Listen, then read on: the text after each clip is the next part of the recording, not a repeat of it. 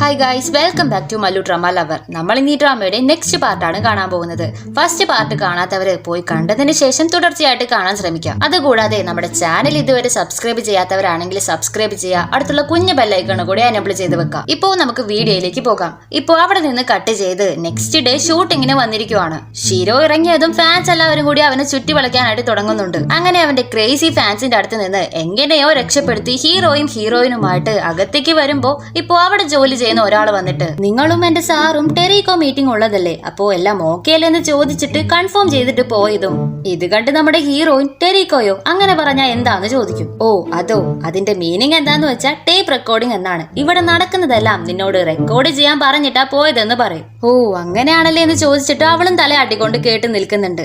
ശരി ശരി, ഞാൻ പോയിട്ട് ചേഞ്ച് ചെയ്ത് വരാമെന്ന് പറഞ്ഞിട്ട് അവൻ അവിടെ നിന്ന് പോകുമ്പോ ഇവളുടനെ അവളുടെ ഫോൺ എടുത്തിട്ട് എല്ലാവരും സംസാരിക്കുന്നത് റെക്കോർഡ് ചെയ്യാനായിട്ട് തുടങ്ങും. അവരും ഇവളെ ഒരുമാതിരിയൊക്കെ നോക്കുന്നുണ്ട്. പെട്ടെന്ന് നോക്കിയാൽ ഇവള് റെക്കോർഡ് ചെയ്തുകൊണ്ടിരിക്കുന്നത് ഒരാൾ കണ്ടിട്ട്, ഏയ് എന്താ നീ ചെയ്തുകൊണ്ടിരിക്കുന്നത്, നിന്നോടാരാ ഇതൊക്കെ ചെയ്യാൻ പറഞ്ഞെന്ന് പറഞ്ഞിട്ട് അവളെ പിടിച്ച് ചീത്ത പറയാനായിട്ട് തുടങ്ങും. ഇവിടെ ഈ മേക്കപ്പ് ഇട്ടിരിക്കുന്നത് ആന്റി ആണോ അങ്കിളാണോ എന്ന് അറിയില്ല, ഇവളെ ആരോ ഉള്ളിലേക്ക് അലോ ചെയ്തെന്ന് പറഞ്ഞിട്ട് അവരവിടെ ഇരുന്ന് കാറാനായിട്ട് തുടങ്ങും. അപ്പോഴാണ് പിന്നിൽ നിന്ന് നമ്മുടെ ഹീറോ വന്നിട്ട്, ടെറിക്കോ എന്ന് പറഞ്ഞാൽ ഓപ്പോസിറ്റ് എന്നാണ് അർത്ഥം. ഒന്നുമില്ല, അവരെന്നെ ജസ്റ്റ് മീറ്റിങ്ങിന് വേണ്ടി വിളിച്ചിട്ട് പോയതാണെന്ന് പറഞ്ഞിട്ട് പോകും.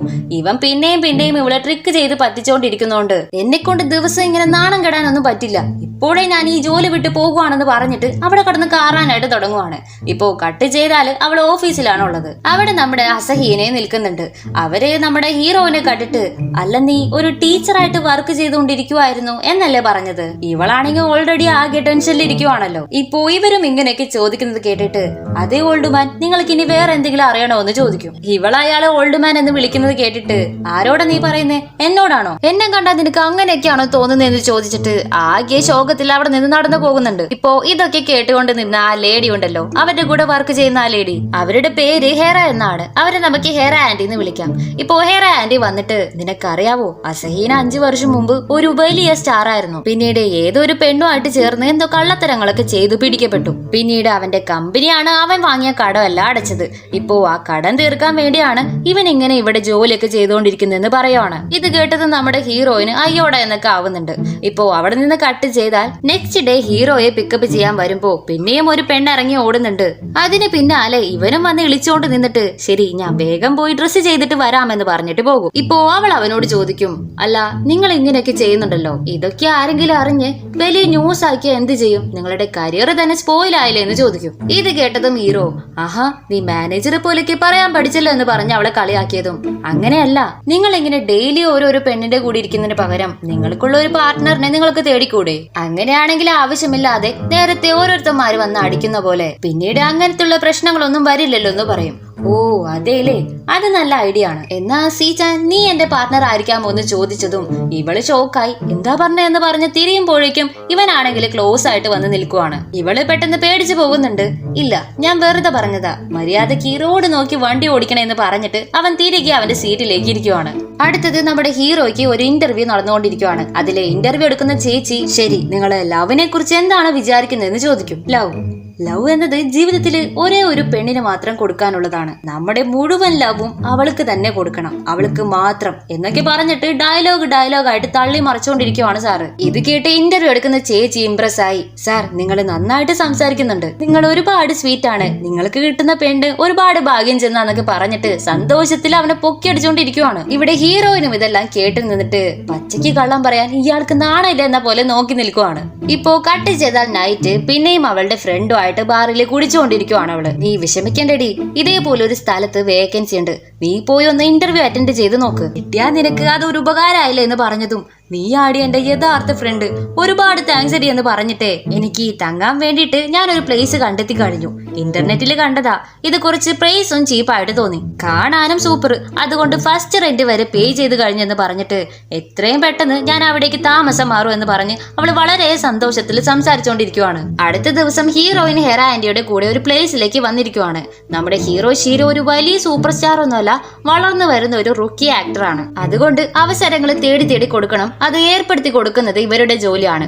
അതുകൊണ്ട് ഡയറക്ടറോടും പ്രൊഡ്യൂസർമാരോടൊക്കെ ഇതേപോലെ ഇവർ നല്ലപോലെ അഭിനയിക്കും, ഇവർക്ക് നിങ്ങൾ അവസരങ്ങളൊക്കെ കൊടുക്കണം എന്നൊക്കെ ചോദിക്കണം എന്നാ തോന്നുന്നത്. അതിനു വേണ്ടിയിട്ട് ഹെറ ആന്റിയുടെ കൂടെ അവളും വന്ന് എല്ലാവരോടും ഇങ്ങനെ സംസാരിച്ചുകൊണ്ടിരിക്കുവാണ്. അപ്പോ പെട്ടെന്ന് ഹെറ ആന്റിക്ക് ഒരു പ്രധാനപ്പെട്ട ജോലി വന്നതും നീ വേണം ആ പ്രൊഡ്യൂസറോട് സംസാരിക്കാൻ, നോക്കിയൊക്കെ സംസാരിക്കണം എന്ന് പറഞ്ഞിട്ട് അവള് തനിച്ചാക്കി അവിടെ നിന്ന് പോകും. നമ്മുടെ ഹീറോയിനും വേറെ വഴിയില്ല, മുമ്പ് പരിചയമില്ല, എന്റെ തലയെഴുത്ത് അല്ലാതെ എന്തെന്ന് പറഞ്ഞിട്ട് പ്രൊഡ്യൂസറുമായിട്ട് ചിരിച്ചിരിച്ച് സംസാരിക്കാനായിട്ട് തുടങ്ങും.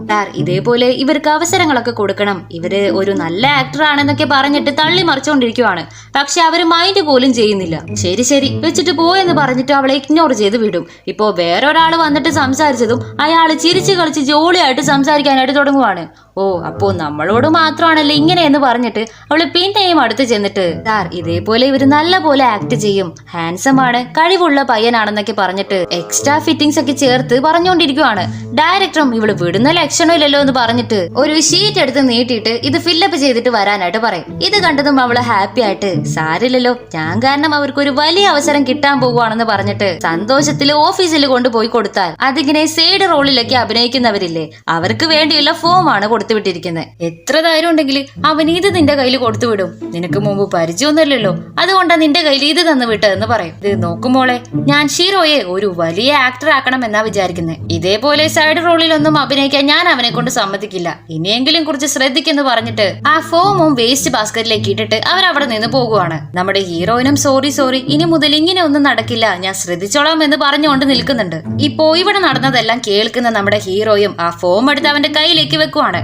ഇപ്പോ വെളിയിലേക്ക് വരുമ്പോ നമ്മുടെ ഹീറോയിനാണെങ്കിൽ മുമ്പിലായിട്ട് ഇങ്ങനെ നടന്നു പോകുവാണ്. ഇവളാണെങ്കിൽ ടീച്ചർ ജോബ് തേടിക്കൊണ്ടിരിക്കുവാണല്ലോ. സോ നാളെ ഇന്റർവ്യൂ ഉണ്ട്, മറക്കാതെ വരണം എന്ന് പറഞ്ഞിട്ട് അവളുടെ ഫ്രണ്ട് അവളെ വിളിച്ചു പറയുന്നുണ്ട്. ഇത് കേട്ടതും അവൾക്ക് അത്രയൊരു സന്തോഷത്തിൽ തുള്ളി ചാടിക്കൊണ്ടിരിക്കുവാണ്.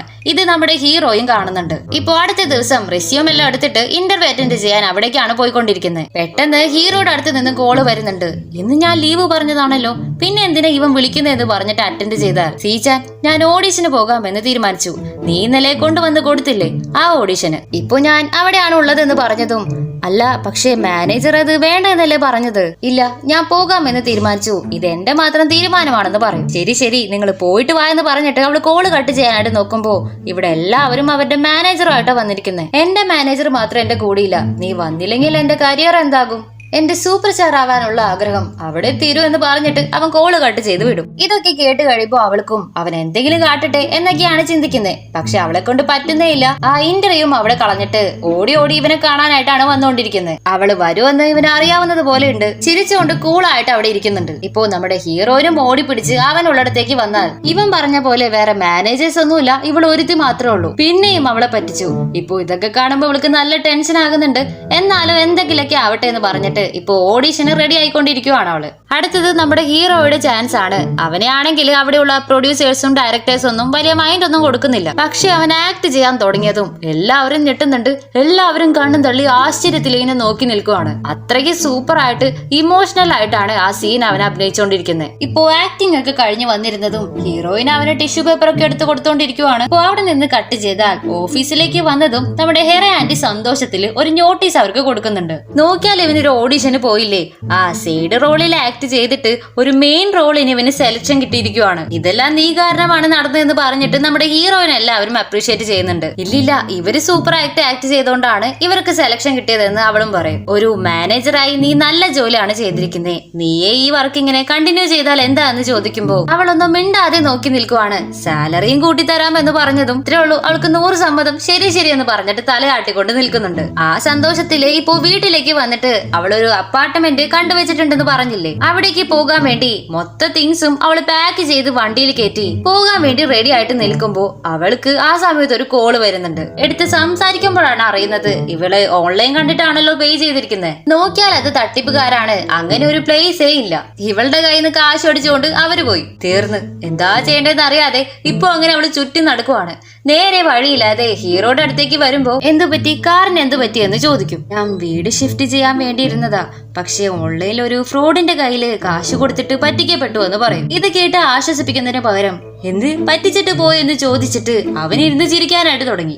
ഞാൻ പറയുന്നത് മാത്രല്ല നീ വിശ്വസിക്കുന്നേ, എല്ലാവരും പറയുന്നത് വിശ്വസിക്കില്ല എന്ന് പറഞ്ഞിട്ട് അവൻ ചിരിച്ചുകൊണ്ടിരിക്കുവാണ്. നിങ്ങൾ ഓവറായിട്ട് ചിരിക്കൊന്നും വേണ്ട, എന്റെ ഫ്രണ്ടിനോട് പറഞ്ഞിട്ടുണ്ട് അവളുടെ വീട്ടിലേക്കാ ഞാൻ പോകാൻ പോകുന്നതെന്ന് പറഞ്ഞിട്ട് അവൾക്കിപ്പോ കോള് ചെയ്ത് നോക്കിയാൽ എന്ത് അതിന്നാണോ? സോറി ഡി, ഇന്ന് എന്റെ വീട്ടിൽ എന്റെ ബോയ് ഫ്രണ്ട് ഉണ്ട്, ഇന്ന് പറ്റില്ല കേട്ടോ എന്ന് പറഞ്ഞിട്ട് അവള് കോള് കട്ട് ചെയ്യും. ഇത് നമ്മുടെ ഹീറോയിൻ കേട്ടിട്ട് നിനക്ക് വേണമെങ്കിൽ നിന്റെ തിങ്സ് എല്ലാം എന്റെ വീട്ടിൽ വെച്ചുകൂടെ എന്ന് ചോദിക്കും. അപ്പൊ ഇവളാണെങ്കിൽ ഒരുമാതിരി നോക്കുന്നുണ്ട്.